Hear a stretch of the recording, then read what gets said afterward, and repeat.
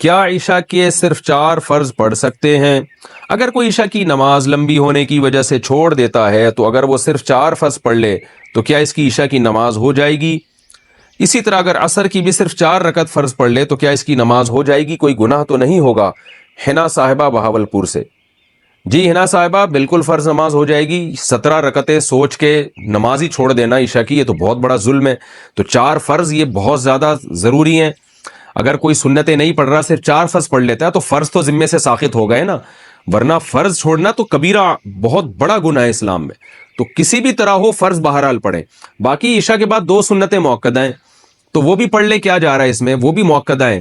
کبھی کبھار چھوڑ دیں تو کوئی حرج نہیں ہے، لیکن چھوڑنے کا معمول بنا لینا اس میں گناہ کا خطرہ ہے، ایسا شخص قابل ملامت ہے، نبی کی شفاعت سے محروم ہونے کا خطرہ ہے۔ تو اس لیے 2 سنتوں کو کا بھی معمول بنانا چاہیے، کبھی کبھار چھوٹ جائے تو کوئی حرج نہیں ہے، لیکن بہرحال 2 سنتوں میں اور 4 فرض میں زمین آسمان کا فرق ہے۔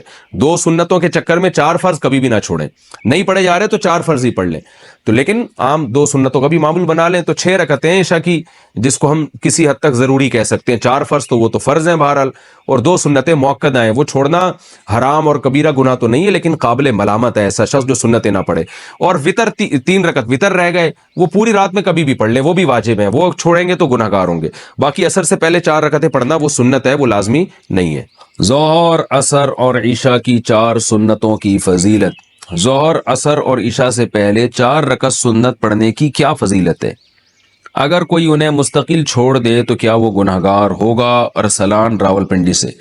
دیکھیں، عصر اور عشاء کی جو 4 سنتیں ہیں وہ تو سنتیں غیر مؤکدہ ہیں، ان کو اگر چھوڑ دیں تو کوئی گناہ نہیں ہے، لیکن ظہر سے پہلے کی 4 سنتیں وہ مؤکدہ ہیں، کبھی کبھار چھوٹ گئی، تھکاوٹ ہے تو الگ بات ہے، لیکن چھوڑنے کا معمول بنا دینا یہ جائز نہیں ہے۔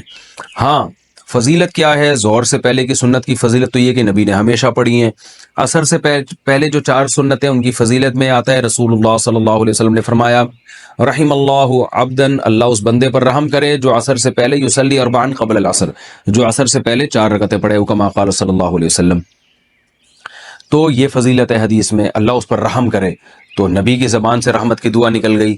عشاء سے پہلے 4 رکعتیں پڑھنا کسی حدیث سے میں اس کی کوئی صراحتاً فضیلت نہیں ملتی، البتہ علماء نے قیاس کیا ہے اس کو ایک اس حدیث پر جس میں آتا ہے، صحیح حدیث ہے بالکل، آپ صلی اللہ علیہ وسلم نے فرمایا بین کل اذانین صلاۃ، 3 دفعہ آپ نے فرمایا، پھر فرمایا لمن شاء، اس کے لیے جو چاہے۔ ہر 2 اذانوں کے درمیان نماز ہے، اور 2 اذان سے مراد ہے اذان اور اقامت، تو ہر اذان اور اقامت کے درمیان آپ صلی اللہ علیہ وسلم نے حکم دیا کہ نماز پڑھا کرو، فضیلت ہے، واجب نہیں ہے۔ تو اس سے پتہ چلتا ہے بھائی عشاء میں بھی عشاء کے فرض یعنی اذان اور اقامت کے درمیان ہمیں نماز پڑھنی چاہیے، تو کم از کم 2 رکعت تو پڑھنی چاہیے۔ 4 رکعتوں کا علماء نے اس لیے کہا کہ قیاس کر کے، قیاس بھی ایک شرعی دلیل ہوتی ہے کہ بھائی جو رکعتیں 4 رکعتوں والی فرض ہیں ان سے پہلے 4 رکعتیں پڑھنے کا حکم دیا جاتا ہے، جیسے ظہر کی 4 رکعتیں ان سے پہلے 4، عصر کی 4 رکعتیں ان سے پہلے 4، تو اس سے پتہ چلتا ہے عشاء سے پہلے بھی 4 ہی ہوں گی، کیونکہ نبی نے کوئی مقدار متعین نہیں کی۔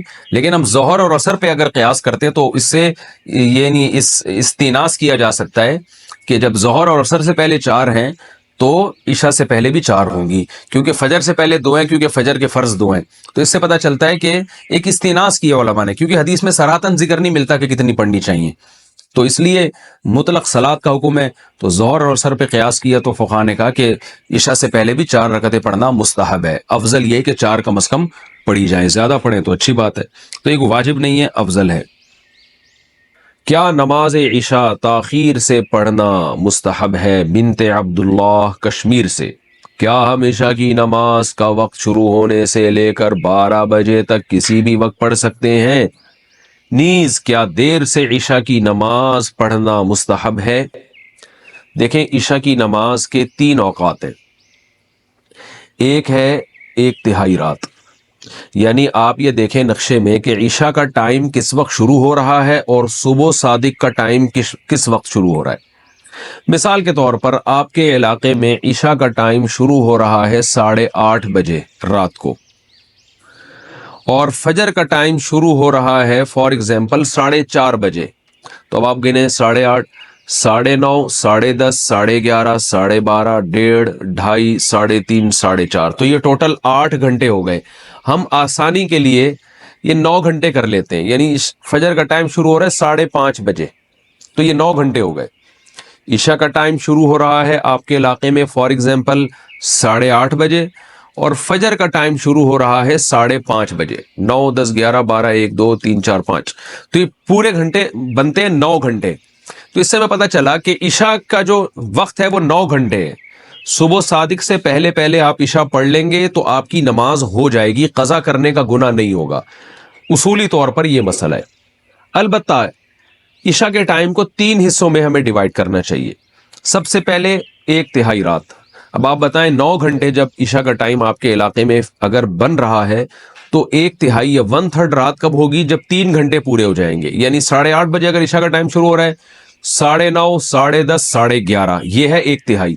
سب سے افضل وقت ہے 1/3 رات پہ عشاء کی نماز پڑھنا، یعنی 1/3 رات تک تاخیر کرنا، یہ سب سے افضل ہے۔ اور رسول اللہ صلی اللہ علیہ وسلم کی صحیح حدیث ہے، آپ نے فرمایا اگر مجھے اپنی امت پر خوف نہ ہوتا مشقت کا تو میں لوگوں کو عشاء کی نماز میں تاخیر کا حکم دیتا۔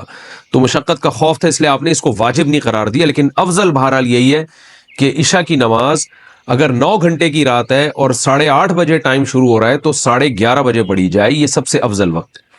1/3 رات کے بعد پھر تاخیر کرنا یہ غیر افضل ہے، ناپسندیدہ ہے آدھی رات تک۔ اب آدھی رات کب ہوگی؟ جیسے 8:30 بجے عشاء شروع ہو رہی ہے اور 9 گھنٹے کا ہے تو یہ 4.5 گھنٹے میں آدھی رات ہو جائے گی، یعنی 8:30 9:30 10:30 11:30 12:30 1 بجے تک بھی آپ عشاء کی نماز پڑھ سکتے ہیں۔